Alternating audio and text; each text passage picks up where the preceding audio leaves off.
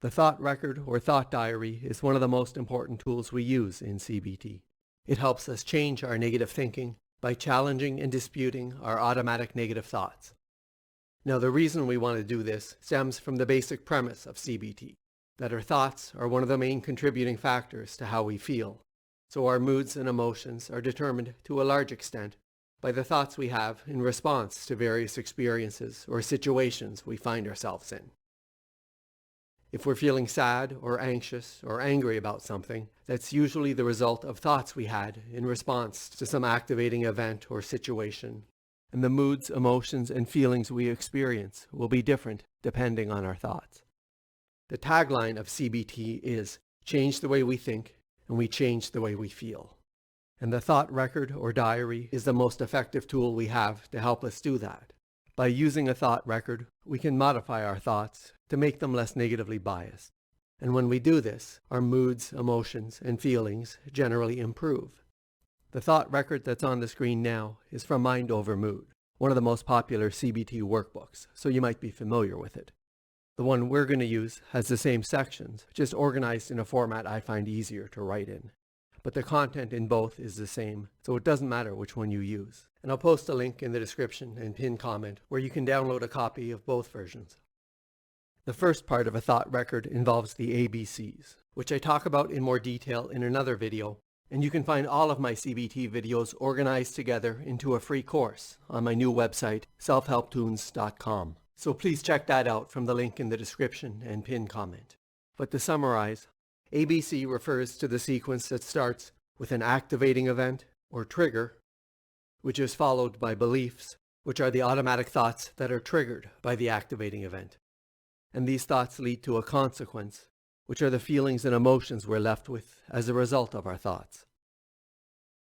So we start by writing down the activating event that triggered the ABC sequence, which is the situation we found ourselves in when we noticed a negative change in our mood. I got an email from my boss asking me to go see him first thing in the morning. I was getting ready to go out to a party. I saw a picture on Instagram of some of my friends having a good time without me. And then we write down the beliefs or automatic thoughts that were triggered by this situation. What did I do? What if I'm in trouble? What if I lose my job? I just don't feel like doing anything. I really want to stay home. My life's so boring, I'm not going to have anything to say to anyone. I'm such a loser. I hate having to make small talk all night. I never know what to say. What if I embarrass myself? Why wasn't I invited? I thought we were friends. Don't they like me anymore? Did I do something to upset them? Sometimes it's easy to identify our thoughts, but other times they may not be so clear. So if you're having trouble identifying your automatic negative thoughts, here are some prompts that can help. What was going through my mind just before I started to feel this way? What images or memories does this bring up? What's so bad about this? Why am I feeling this way? What am I afraid will happen? What does this mean about me, or my life, or my future?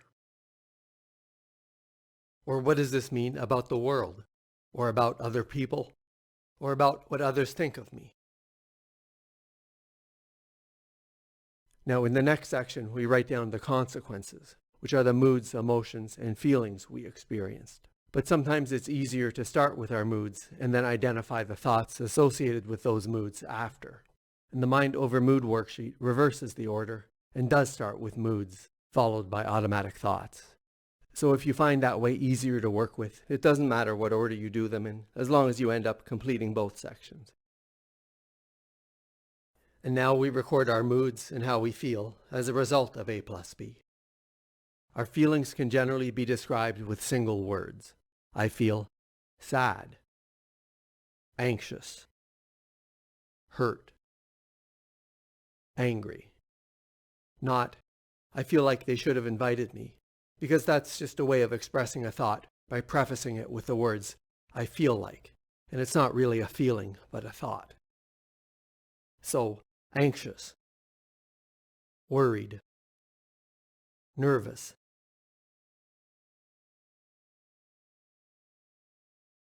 or sad, depressed, anxious, scared, or hurt, angry, betrayed, worried, lonely, sad. And often our moods and emotions are accompanied by body sensations, so we can add these as well if we're experiencing them. A lump in my throat, tightness in my chest, butterflies in my stomach, lightheadedness, starting to feel hot,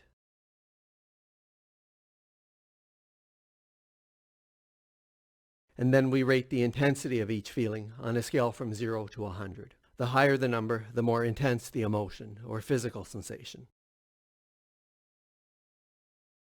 So now we look back at the list of beliefs or thoughts that we wrote down in order to come up with our hot thought. The hot thought is the automatic thought that's most closely connected to our moods or feelings or physical sensations. So if we look over our list of moods, emotions, and feelings, the strongest feeling or primary emotion is sadness. So now we go through the automatic thoughts we identified to try to figure out which one of these thoughts is most responsible for our feeling of sadness. Sometimes it might be obvious what the primary thought responsible for an emotion is, but other times it's not that clear. So we may need to go through all of the automatic thoughts we recorded and ask ourselves for each one, how much does this thought alone make me feel the primary emotion that I had in this situation? So the thoughts, I just don't feel like doing anything, and I really want to stay home, well, they only make me feel a little bit sad. So they're not the hot thought. My life's so boring, I'm not going to have anything to say. Well, that makes me pretty sad, but it also makes me anxious. I'm such a loser. Well, that thought makes me really sad. So this may be the hot thought. I hate having to make small talk all night. I never know what to say. And what if I embarrass myself? They make me a little sad, but mainly they make me anxious. So they're not the hot thought. So it looks like in this situation, the hot thought most responsible for my feeling of sadness is, I'm such a loser. But we'll also use the thought, my life's so boring, I'm not going to have anything to say, as an example later on. So now we circle or underline this hot thought that's most associated with the primary mood, emotion, or feeling that we had. And then we rate on a scale from 0 to 100 how strongly we believe this hot thought. So that's the ABC part. Now we move on to the second section, which is part D for dispute. Since the hot thought is the main contributing factor to our moods, emotions, and how we feel, if we can modify this thought to make it less negative, then we should notice a corresponding change in our moods, emotions, and feelings, which will also become less negative. So to do this, we dispute the hot thought we just identified. And I talk about the reasons we can dispute our thoughts in another video, but basically, our thoughts are not facts. There are subjective interpretations of the world and other people and the situations we find ourselves in. So we're not trying to change the facts. We're just trying to see things in a different light, one that doesn't have such a negative impact on how we feel. So when we dispute our hot thoughts, we're not denying reality. We're just looking at the evidence to evaluate how accurate our hot thoughts are. And then, if they're not completely accurate, we modify them to make them better reflect reality. And when we do this, we generally notice an improvement in our moods. So the way we do this in the thought diary involves the two-column technique. So in one column, we write down all of the evidence we can come up with that supports our hot thought. And in the other column, we write down all of the evidence we can come up with that doesn't support our hot thought. So one side is the evidence that our hot thought is true, And the other side is the evidence that our hot thought may not be true. So if our hot thought is, I'm a loser, maybe on the evidence that supports our hot thought side, we come up with things like, I always feel awkward around other people. I never have anything interesting to say to anyone. I'm too shy. I'm not good at meeting people. I don't have that many friends. And then on the evidence that doesn't support our hot thought side, we come up with things like, I'm mainly just shy in groups or with strangers. I've had a group of close friends for years. If I were such a loser, I wouldn't have even been invited to the party. I'm good at lots of things that don't involve social situations. I'm a loser is an example of the cognitive distortion labeling. And if you're not sure what cognitive distortions are, I have a video all about cognitive distortions. And if the hot thought is, my life's so boring, I never have anything to say to anyone, maybe we come up with things like, I'm really quiet in groups and around people I don't know. I always feel awkward at parties. I never know what to say. I get nervous and say embarrassing things. I spend most of the time looking at my phone, hoping nobody talks to me. Once I get to know someone, I usually do enjoy talking to them. A thought that uses the word never is an overgeneralization, which is a type of cognitive distortion, and so it's not an accurate representation of reality. If it's a topic I'm interested in, I often do have a lot to contribute. If someone's really friendly and outgoing, I do find it easy to talk to them. I'm just not that good at initiating conversations. And it's usually more difficult to come up with evidence that doesn't support our hot thoughts. And my video on cognitive restructuring has a number of questions you can use as prompts to help you come up with evidence that doesn't support your hot thought. And then we consider all of the evidence we've collected.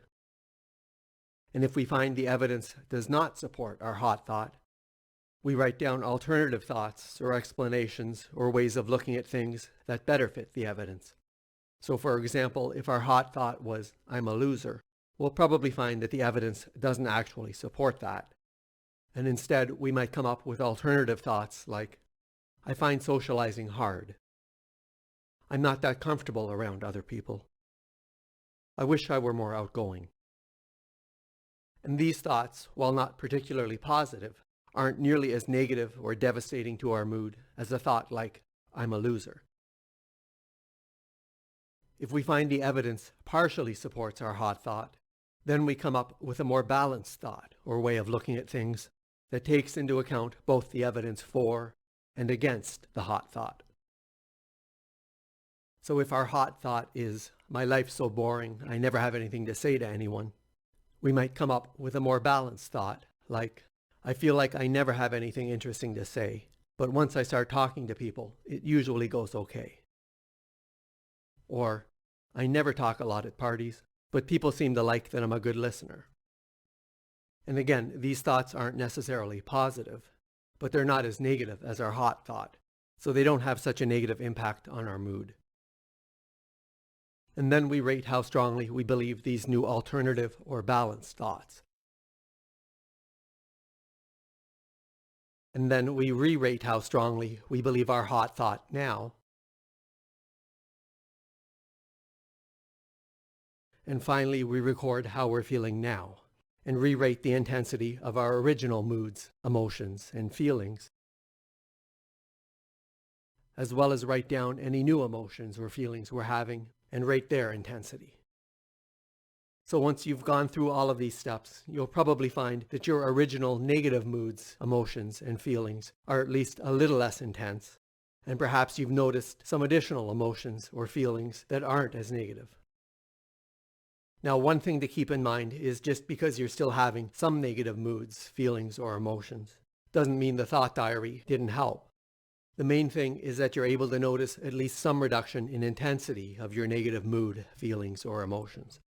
So if you originally rated your level of sadness as 90 out of 100, and now it's down to 75, well, 75 out of 100 means you're still feeling really sad, but it's an improvement over feeling sadness at a level of 90 out of 100. and even a small improvement in how we're feeling often leads to more change in a positive direction. And as we start to use thought records, a couple of things happen. First, the automatic negative thoughts that we tend to tell ourselves a lot begin to come up less frequently, and instead the alternative or more balanced thoughts arise in their place without us having to go through the thought record process. And then the more we use thought records, the more instinctively our minds start to recognize our automatic negative thoughts and reframe them into alternative and more balanced thoughts automatically. Like most self-help exercises, it can be hard to complete a thought record on your own at first without any help. And in my next video, I'll cover some typical problems and challenges that people encounter. So please hit the like button and subscribe to my channel so you don't miss that video when it comes out. And don't forget to check out my new site, selfhelptunes.com, and let me know in the comments if there are any other topics you'd like me to cover.